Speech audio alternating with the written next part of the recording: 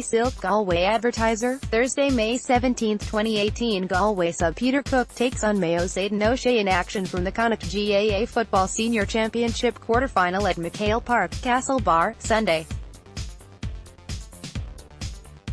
It was a tense and at times turgid Connacht quarter-final clash on Sunday afternoon. That was until Galway set McHale Park alive in injury time to seal victory by 0-12 to 1-12. At 0-11 to 0-11 apiece and 3 minutes into added time, it would have been either a brave or foolish person who would have put their monthly mortgage or even a fill of diesel on who would win the game. At that stage, a draw was beginning to look likely, even with 5 minutes of injury time left to play. Then 3 Galway substitutes made their mark. The supreme craftsman who is Ian Burke, the strong-running and continually improving Sean Kelly, and Adrian Varley combined to set up the galloping Johnny Heaney, who walloped a stunning goal to the back of David Clark's net. In a game that lacked exciting passages of play, although entertaining and intriguing from a tactical point of view, Galway's goal was a thing of beauty and worth waiting for. Taking a 3-point lead at that stage meant only a mini defensive collapse from Galway would allow Mayo back into the game. Then, when Athenry's Tom Flynn, who had re-entered the game for the black-carded Peter Cooke, caught a stunning kick-out from the impressive Rory Lavelle, everyone in the 29,000-plus crowd knew the Mayo goose was cooked. Iconic at the very least for 2018. Galway substitutes impressed. Galway manager Kevin Walsh has said throughout his 4-year tenure that to win big games a team must have serious strength and depth, and from that perspective it would have been gratifying for him and his backroom team to see all 6 substitutes come onto the field of play and make a positive impact.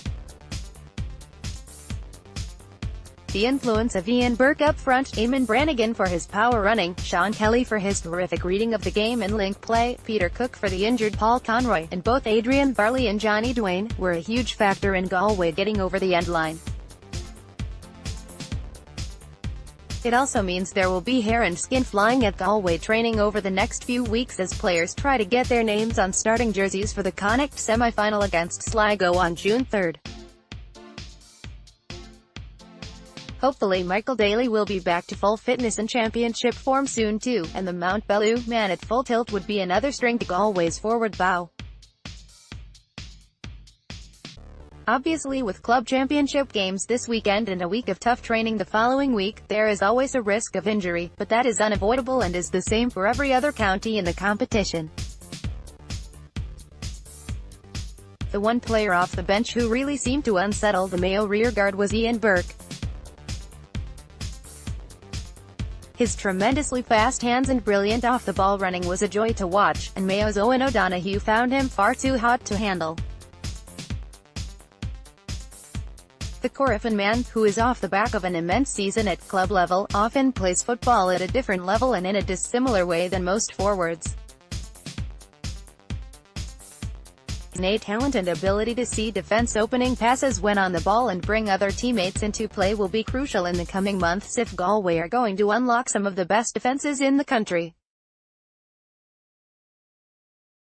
Burke can be a huge player for Galway if he remains injury-free and gets into a good groove.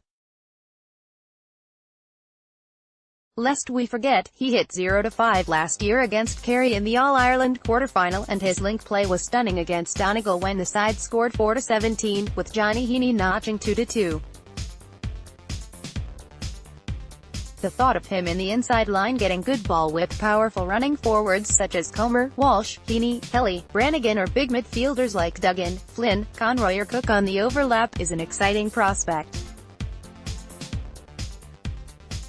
Galway improvements needed. While it was great to beat Mayo for a 3rd year in a row, Kevin Walsh will not need reminding that his players did some silly things over the 78 minutes of play too.